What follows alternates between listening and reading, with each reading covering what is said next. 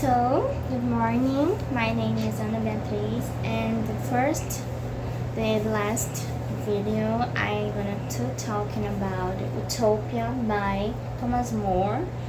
And Thomas More was the first person who used the term utopia, describing an ideal imaginary world in his most famous work of fiction. So this is kind of book, and this is the kind of history and served by inspiration for another creations. His book describes a complex community on an island in which people share a common culture and way of life. 16th century dreams, Thomas More. The term he considered derives from the Greek word "utopos", meaning nowhere. Utopia summary.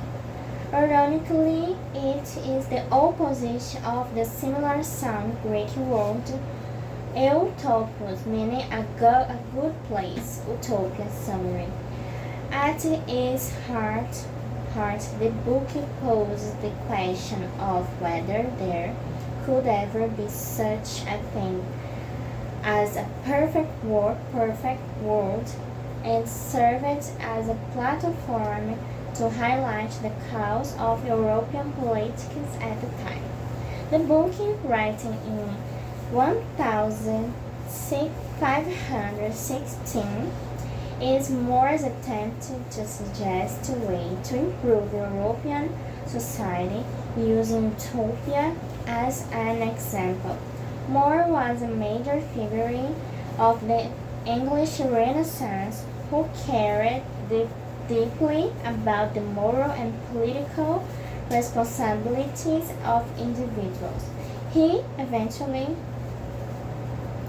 rose to won the highest office in the land, and a Chancellor of England in 1529 came up against his own king with disastrous consequences. More strongly opposed Henry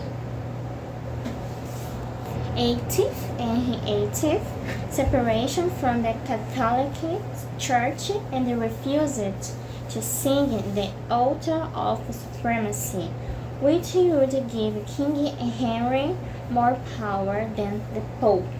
He was convicted of treason and was imprisoned in the Tower of London. They continued to urge him to sign the oath, but he refused.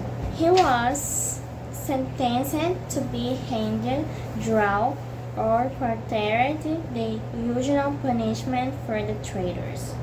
But the king commuted these to execution by decapitation. While on the scaffold, he declared that he died, the king's good servant and God first. Thomas More, Wikipedia. The society depicted in Utopia different from the European society that Thomas More was living at the time, one rife with intrigue, corruption, and mirrored by scandal. The author's experience with politics in his time and the utopia that he invented demonstrates this contrasting relationship.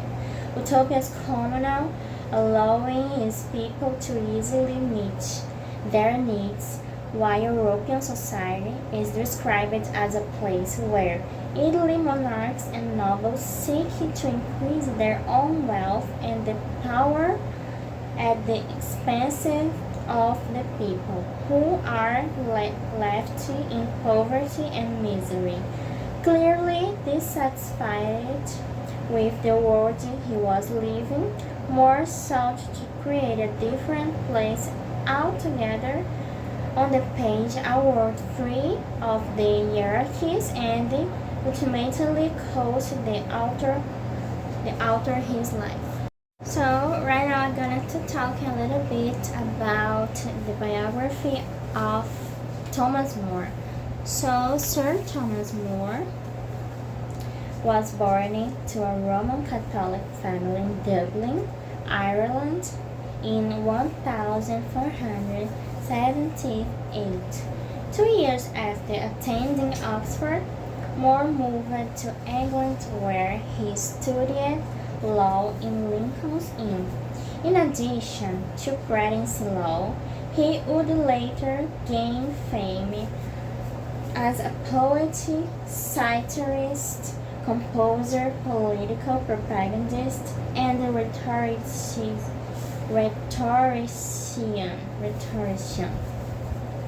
He was at one time, one of Henry VIII's most trusted civil servants, becoming Chancellor of England in 1529.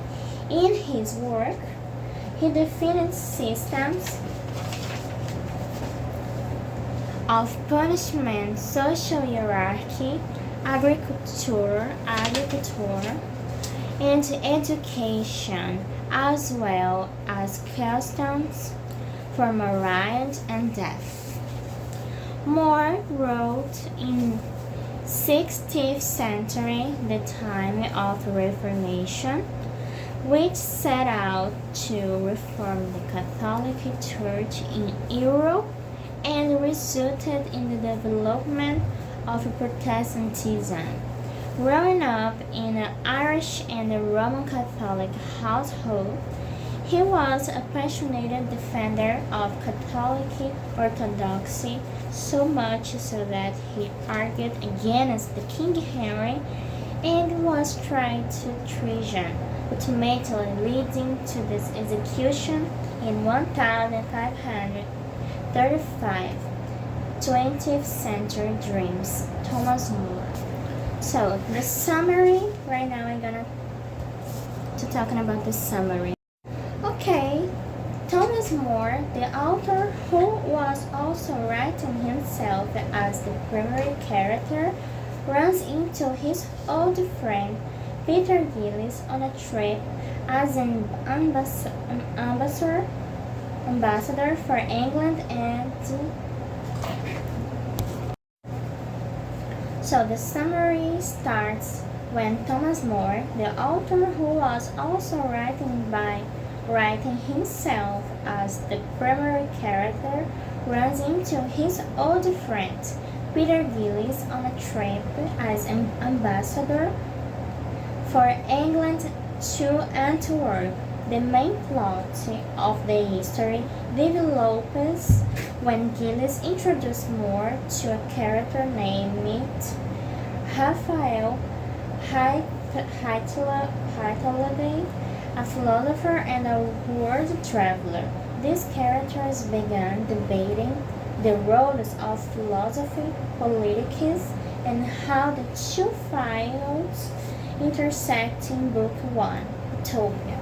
Impressed by Hyteladay, incredible knowledge and understanding of government and philosophy, More and Gillis suggest that Raphael be an advisor to the king. Raphael refuses and shares an anecdote of a dinner with Cardinal Morton to illustrate that he believes advising and counseling a king to be pointless and that it would constrain his ability to philosophize and learn. He believes this to be so because a king is only looking to be affirmed, not consulted, and policy proposed would sound ridiculous to someone with a different view according to Raphael.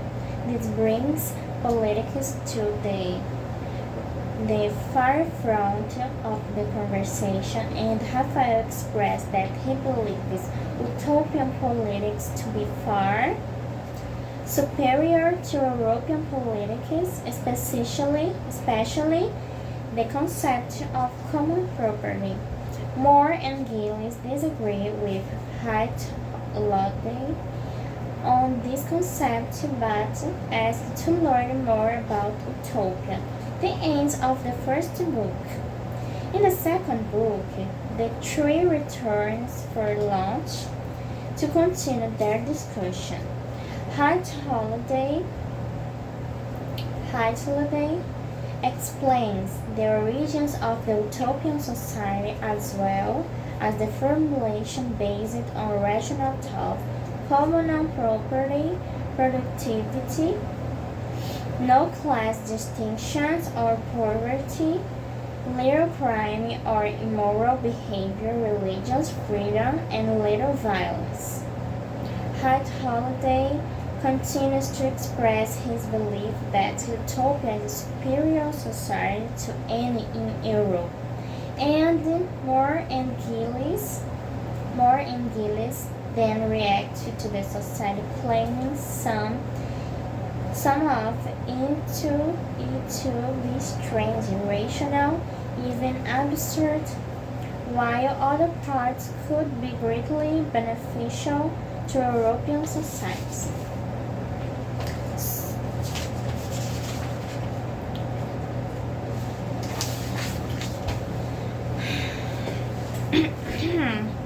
The three men make their way back Moore's lodging place in the city and enjoy a conversation in the garden. Hightlody is a quiet talker. Moore and Gillis can barely get a word in edgewise. Raphael gives his opinion on a wide range of topics. Having toured European, Hightlody believes that many of utopian customs are morally superior to European customs. Raphael especially focuses on political and economic issues, the distribution of labor, capital punishment for thieves, and land reform, the abolition of private property. Raphael's arguments are rather surprising, and the utopian society is quite unlike the European commonwealths. Neither Moore nor Gillis professes deep belief in or total support of utopian policies. Nonetheless, both men are interested in hearing more about the island nation. The three men break for a lunch, and the book 2 chronicles and the conversation of Raphael's presentation in which present the details of Utopia. Book 2 is a long commentary about Raphael's part. It is not very much of a dialogue, and there are few interruptions from Moore or Gillis. Raphael describes utopian history, geography, social customs, legal and political systems, economic structures, religious belief, and philosophy. Utopia is quite unlike a negatively portrayed New World village that primitive levels of social organization and development. 1760 years before Raphael's commentary on the islands, the general Utopus conquered and civilized the area, giving the land and the people his name. As a demonstration of mastery over nature, Utopus formed the land into islands, organizing a labor force that could, through distinct isthmus, connect Utopus on the rest of continents. Raphael notes that the utopians have retained many of plans and values initially established by utopians. The rules are selected from the other scholars: language, social customs, religion, dress, uniformity, and the very little individual expressions. Laws and the social customs heavily regulated the private decisions of individuals. A child is reassigned to another household if the child wishes to learn a trade of then his or her father's. Households are composed for extended families, but family members can be relocated to other households if the distribution of adults per household becomes uneven within a given city. Okay, some aspects of utopia. What Thomas More viewed governance and law in general. The utopia argument is the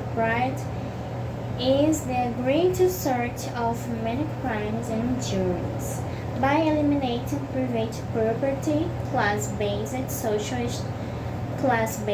on social stratification and wealth. The utopians remove the mechanisms with which much harm is done. In utopia, there is no poverty, and everyone works, quite unlike the feudal societies, wherein there was much poverty and inequitable distribution of labor. As modern history has revealed, communism is not the only alternative to feudalism, and without a doubt, communism has no proved by the most viable alternative to feudalism. The utopians are not opposed to the rational and intelligent improvement of one's interests. Rather, the utopians seek the prioritization of common welfare and the fulfillment of private interests through the common welfare whenever possible. Was the Thomas More view of anti-Semitism on utopia? On utopia, population is well educated. It's well educated of the office of citizens corresponds to aspects of Roman practice and Greek philosophy. The utopians may not regard Aristotle's defense of private property, but their celebration of virtue is much like the Greek philosophers. Utopians devoted a considerable amount of time and energy towards the moral education of the young, and they also integrated the ideas of justice, because beauty and happiness.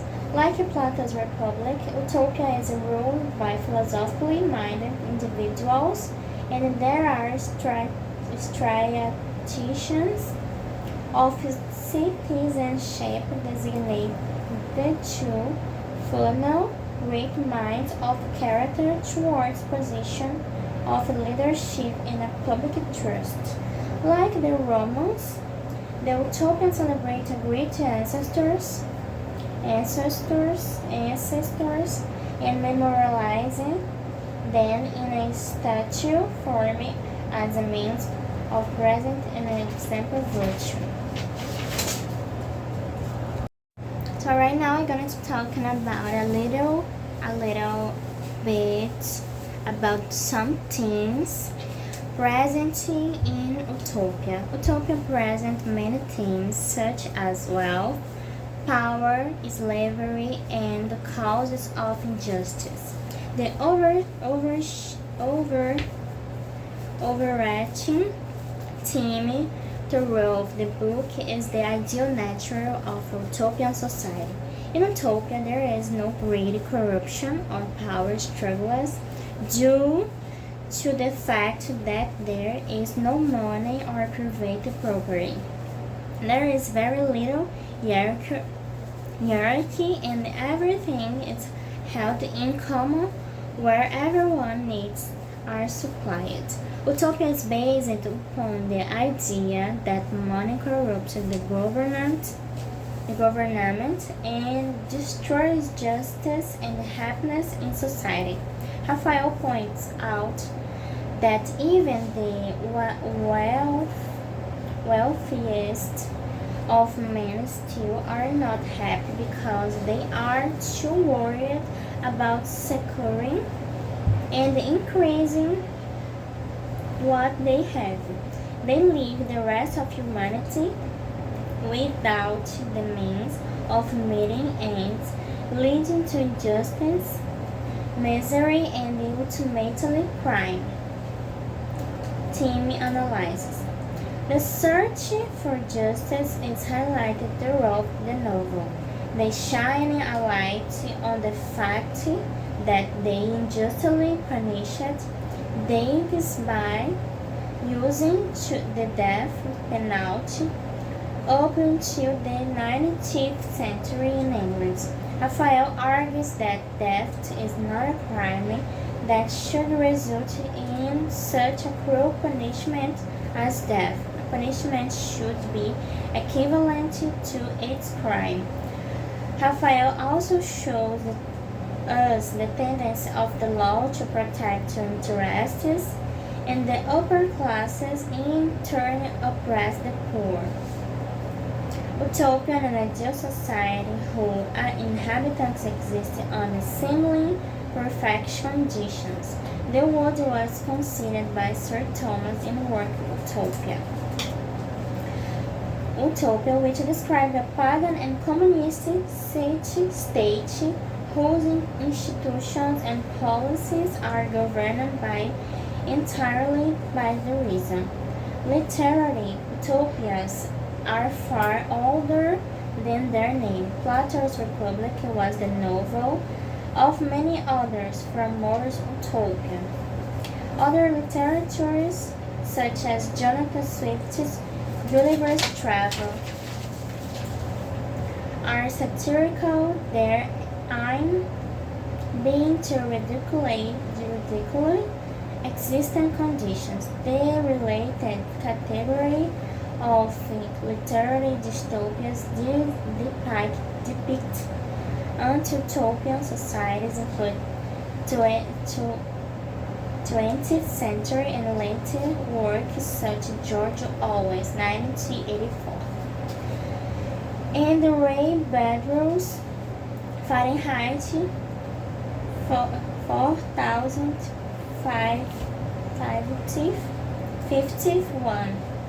Currently, with utopian literature have been attempted by various religious leaders and political reformers to create actual utopian in communities, especially in North America, such as New Harmony, founded in Indiana by Robert, and Brook Farm, founded in Massachusetts by George Ripley, are followers of French social theorist Charles Fourier. Most of those communities, however, were short-lived. In conclusion, for my considers about Utopia, this was my considers about Utopia.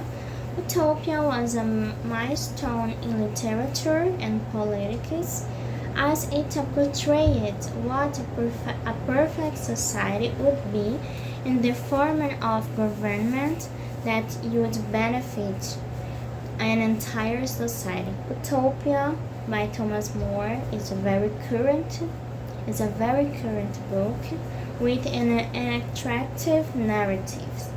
So that's it. Thank you, and that's it.